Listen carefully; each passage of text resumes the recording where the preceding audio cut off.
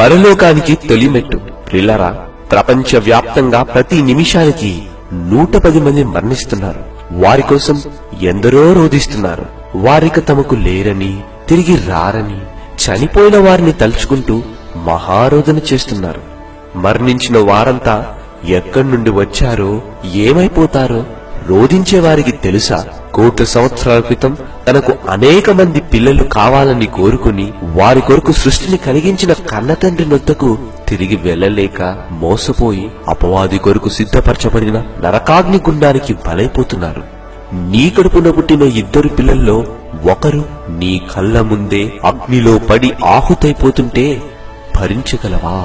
40-50 సంవత్సరాలు వారితో అనుబంధాన్ని పంచుకున్న నీవే వారి నాశనాన్ని చూడలేక మహారోదన చేస్తే, తన గర్భాన పుట్టిన కోట్ల మంది పిల్లలు ఈ చిన్ని జీవిత కాలంలో సుఖభోగాలకు అలవాటు పడి గమ్యాన్ని మరచి ఇక శాశ్వతంగా దేవునికి దూరమైపోతుంటే ఆ కన్న తండ్రి రోధించడా? ఆ కన్న తండ్రి కన్నీటిని కల్లారా చూసిన యేసుస్వామి శరీరధారిగా ఈ భూమి మీదికి వచ్చాడు. నాశనానికి దగ్గరగా ఉన్న తన సహోదరులను రక్షించి తిరిగి తండ్రి దగ్గరకు చేర్చాలని, వారి ఆత్మలను రక్షించే శక్తిగల వాక్యాన్ని ప్రకటిస్తూ మహారోదన చేశాడు.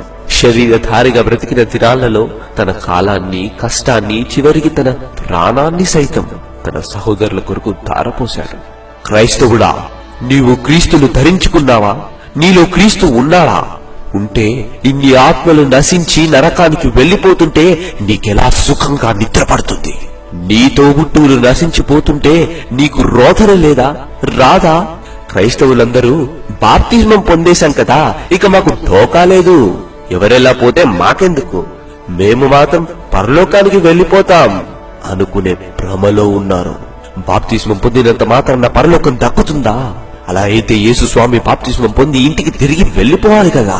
అంతం వరకు సహిస్తూ మహారోదన చేసే వారికే పరలోకం. అదెలాగో తెలుసా?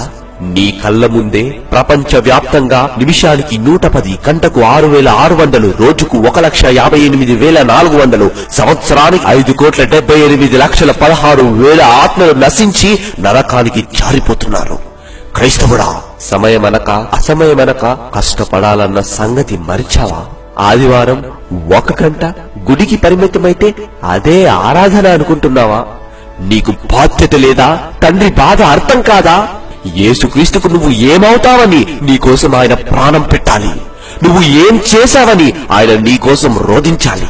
ఈ ప్రశ్నకు నీ దగ్గర సమాధానం ఉంటే నశించిపోవడానికి సిద్ధంగా ఉన్న వారంతా పరలోకమనే నీ కుటుంబానికి చెందిన నీ సహోదరులని గుర్తించు, నిజంగా భావించు.